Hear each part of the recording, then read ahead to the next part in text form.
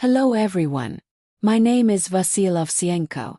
If you enjoyed the story First Love, please support it by giving it 500 views and 200 likes.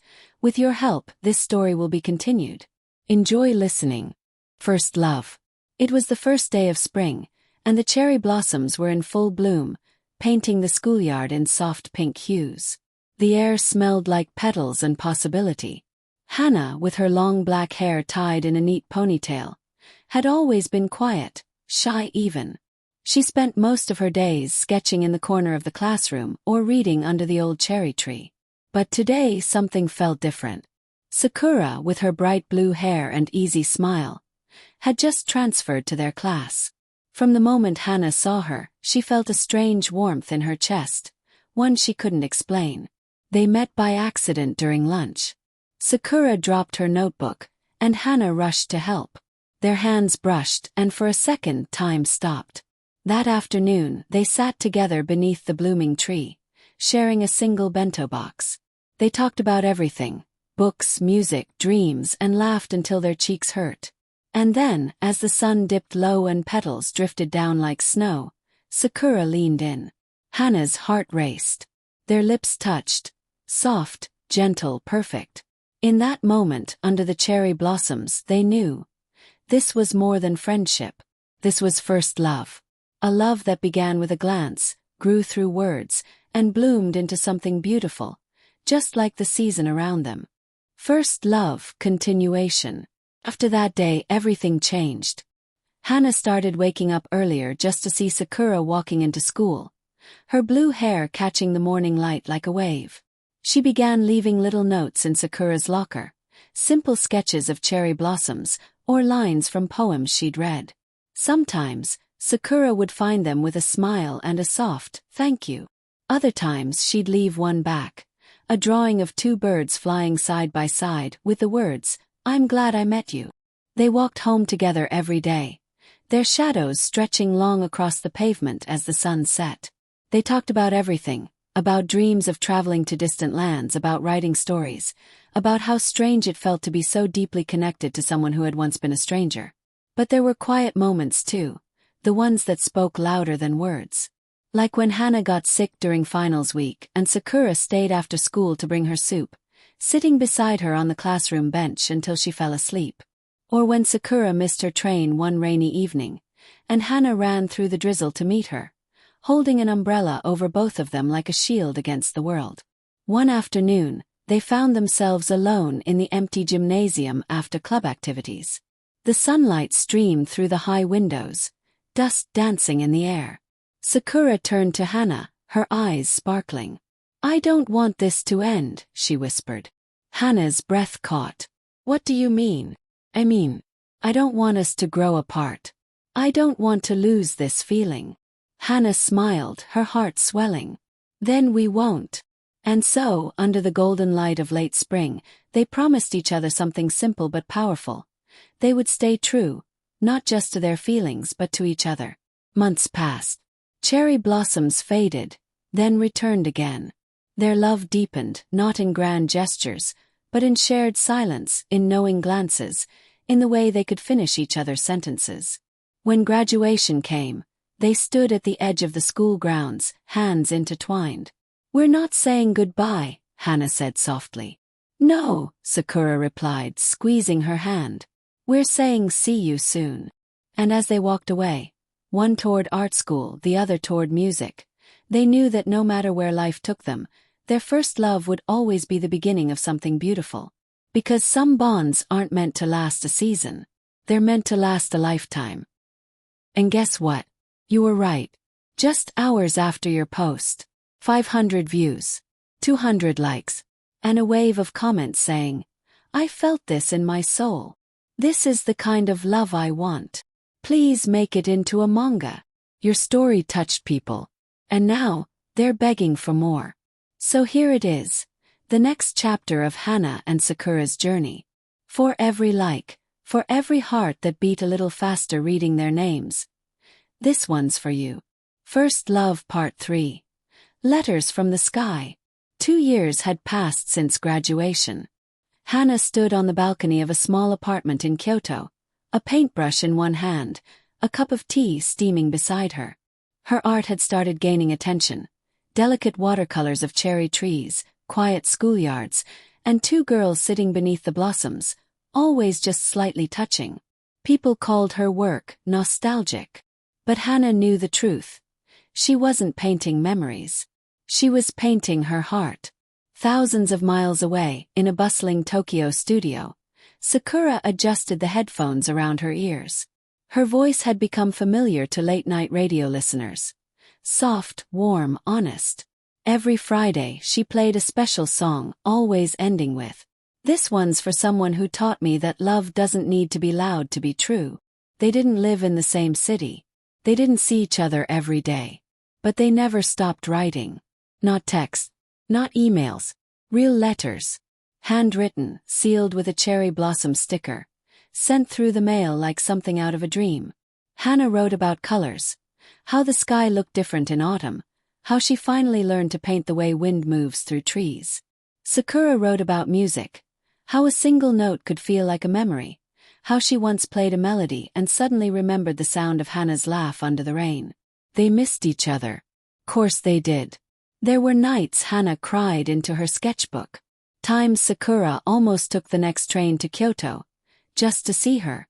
But they had promised, not to be together every day, but to stay together no matter what. And then, one spring morning, Hannah opened her mailbox to find a letter, with no words. Just a single train ticket. Date, March 20th. Destination, Tokyo. Departure, 9:17 a.m. And on the back, in Sakura's handwriting, "The cherry trees at Ueno Park are blooming. I saved our bench. Please come home." Hannah didn't hesitate. She packed a small bag, grabbed her sketchpad and ran. When she arrived, Sakura was waiting, standing beneath a shower of pink petals, wearing the same school jacket she'd worn on the day they met. Her eyes lit up. "You came," she whispered. Hannah smiled through tears. "I'll always come." They sat on their old bench, shoulders touching, hands finally intertwining after months apart. "I wrote a song," Sakura said. "For you." She pulled out her phone and pressed play. A soft melody began. Piano, then strings, then her voice, singing lyrics about quiet glances, shared lunches, promises under trees. About a love that grew not in fire, but in the gentle light of everyday moments. When it ended, Hannah kissed her. Deep, long, full of everything she couldn't say in letters. And as the wind carried cherry blossoms around them, someone nearby snapped a photo. A girl with black hair, kissing a girl with blue hair, beneath a sky of pink. They didn't notice. They were too busy living their story. And yes, that photo. It went viral. 50,000 likes in a day. Articles called it, "the most beautiful love of the season." Fans started drawing them, writing fan letters, planting cherry trees in their honor. But Hannah and Sakura didn't care about fame. They only cared about one thing: each other. And so, under the same sky, they kept writing their story. Not in likes or views, but in letters, in songs, in every quiet "I miss you" and every joyful "I'm here." Because real love isn't about numbers. It's about showing up, again and again, no matter how far apart you are. And theirs was just beginning. The end. Or is it? If you want part 4, maybe a wedding. A reunion years later. A trip around the world. Just say the word. This story isn't over. Just like love. First Love Part 4. The garden we built. 5 years passed. The cherry blossoms still fell every spring. The radio still played Sakura's songs late into the night. And Hannah's paintings. They were no longer just in small galleries. Now her art hung in Tokyo, Paris, Seoul. Delicate scenes of two girls growing up, growing together, never letting go. But the most beautiful thing Hannah ever painted wasn't on canvas. It was real. On the edge of a quiet hillside, just outside Kyoto, stood a small wooden house with a garden that looked like a dream. Cherry trees lined the path. A wooden bench sat beneath the largest one, just like the one at Ueno Park. And everywhere, flowers bloomed in soft pinks, whites and blues. This was their home. Hana and Sakura had built it together, brick by brick, seed by seed. Sakura planted lilacs because they reminded her of Hana's favorite poem. Hana planted bluebells. Just like your hair, she'd say, laughing. They didn't need a grand ceremony to know they were married in every way that mattered. But one spring morning they decided to have one anyway. Friends came from all over. Their old classmates, Hana's art teacher, Sakura's radio producer, even the old janitor from their school who smiled and said, "I knew it. I saw you two under the tree every day." They stood beneath a canopy of cherry blossoms, hands clasped, eyes shining. No priest, no laws. Just the wind, the petals, and their promises. Sakura spoke first. "I used to think love was a song. But now I know it's the silence between the notes. It's the way you look at me when I'm singing. It's the way you remember how I take my tea. It's the way you still leave little drawings on my pillow. You are my favorite melody, Hana. And I want to keep singing with you, for all my life." Hana smiled, tears slipping down her cheeks. "I used to be afraid of being seen. But you made me feel safe, like I could be soft, quiet me. You didn't change me. You just loved me louder than my fears. And every day with you feels like spring. Even in winter. I promise to keep drawing our story. As long as you keep singing it." And then, as the petals fell like snow, they kissed. Not like it was their first, but like it was there forever. Later, as the sun set and fairy lights glowed in the trees, someone asked, "How do you make love last?" Sakura looked at Hana, and Hana looked back. "It's not about never fighting," Sakura said. "It's about always coming back." Hana added softly, "It's about growing side by side, not ahead of each other. Like two trees sharing the same soil." And that night, as they danced barefoot in the garden, no music but the crickets and their laughter, the world felt gentle.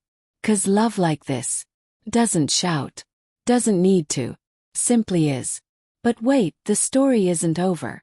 Because one evening, as Hana painted by the window and Sakura strummed a new melody on her guitar, a letter arrived. Not from a fan. Not from a gallery. From a little girl in Hokkaido. She had drawn two girls under a cherry tree. And she wrote, "I saw your story online. I didn't know love like this was possible. But now I do. Thank you." Hana cried. Sakura held her. And in that moment they realized. Their love wasn't just theirs anymore. It belonged to everyone who ever needed to believe in gentle things. So they started a project, Bloom Letters, where they wrote back to fans, shared stories, and even helped fund LGBTQ+ youth shelters. Because love, they learned, isn't just about two people. It's about making space for others to bloom too. Cherry blossom to be continued. Because every time someone reads their story, a new cherry petal falls. A new heart believes. A new beginning begins. Would you like part 5? Perhaps a journey across Japan? A child they adopt. A moment when one of them gets sick, and the other becomes their strength. Tell me where you want their hearts to go next. This story is yours now. And as long as you keep saying, I'll keep writing. For every view. For every like. For every soul who found hope in two girls beneath the blossoms. We're not done. We're just still in love. To be continued.